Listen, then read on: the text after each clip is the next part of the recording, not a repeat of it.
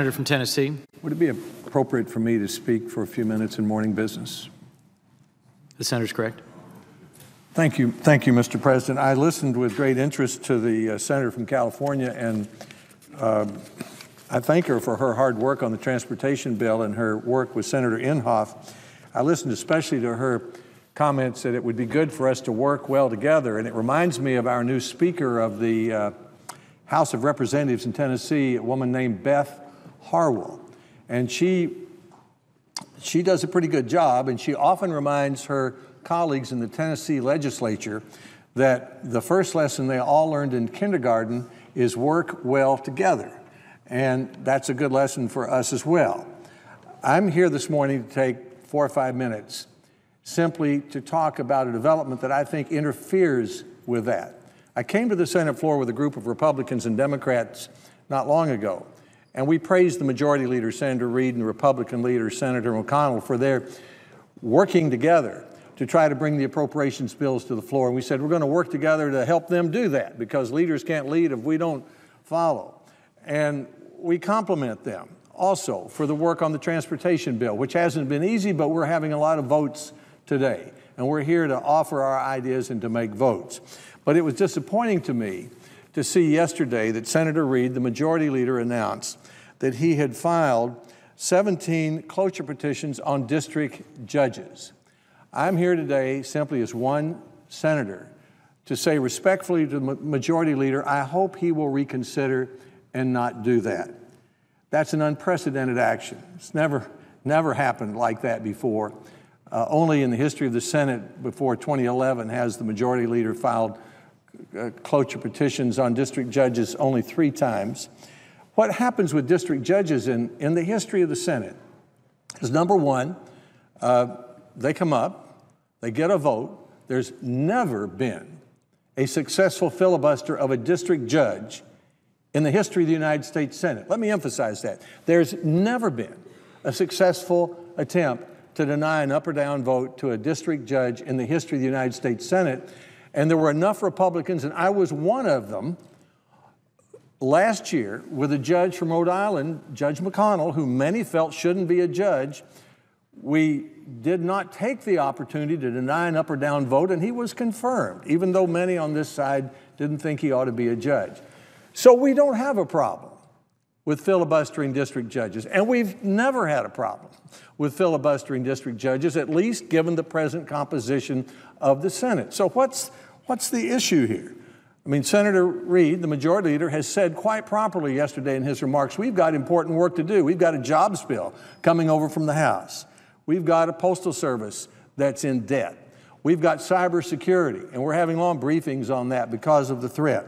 And the majority and minority leaders, as I said, are working to bring the appropriations bills to the floor. We've only done that twice since the year 2000, all 12 of them. So this is a little disagreement that we have here between the Majority Leader and the Republican leader on the scheduling of votes on district judges. It's not a high constitutional matter. It's not even a high principle. It's not even a big disagreement. It's a little disagreement. Because what's always happened is the back and forth of scheduling, they work it out. And they've been working it out. I took a look at the last 3 years. In the first 2 years of President Obama's administration, he nominated 78 district judges, and 76 of those judges were confirmed. They were confirmed. 76 of 78 in the first 2 years, he withdrew 2. Then last year, 61 more district judges were confirmed. What about this year? What about 2012? Well, the president's made a few nominations, but they haven't been considered yet by the Judiciary Committee. So where are we in 2012? We have 17 district court judgeships that have been recommended by the Judiciary Committee. They could be brought up by the Majority Leader. He has the right to do that. But of those 17, 6 of them have been here for less than 30 days. They just got here, Mr. President. That leaves 11. How long have they been there? They came in October, November, of December last year, and normally they would have been included in a year-end clearing, but everybody knows what happens. The president decided to violate the Reid rule, which says that you don't make recess appointments during 3-day performance sessions. That was invented by Majority Leader of the United States Senate, Senator Reid. President Bush didn't like it, but he respected it, but President Obama violated it, and it blew up the year-end clearing of a number of nominees, including district judges. So we have some district judges who are waiting to be confirmed, but we don't have many.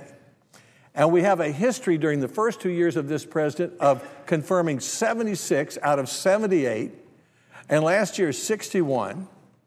And this year, of the 17, the Majority Leader filed a petition on, 6 just got here, that leaves 11. Now, what do we do about that? I think the right thing to do is for the Majority Leader and the Republican leader to listen to what the senator from California just said, to listen to the Speaker of the House from Tennessee, Beth Harwell, who suggests work well together, that rather than escalating this into a high principle, a big disagreement, that they retire to one of their offices and they sit down quietly and they take a time out and they work this out. That's the way it's always been done in the United States Senate. We're only talking about 11 judges, and they haven't been around that long, less than 5 months, and we all know why they were delayed a little bit. And the president can take just as much responsibility as anybody. In testimony this week, the Attorney General acknowledged that the issue of the recess appointments on January 4th is a serious constitutional issue that needs to be decided by the courts. We're taking it to the courts. We haven't tried to stop the action of the Senate, even though we regard it as a great offense to checks and balances and separations of powers. And I would respectfully suggest that it's not a good time for the Majority Leader to take a small disagreement and escalate it into a big one, jeopardizing our ability to deal with the big issues on jobs, cybersecurity, postal service, and others.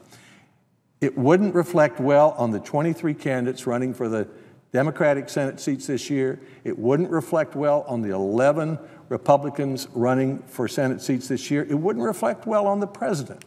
The American people want to see us get results.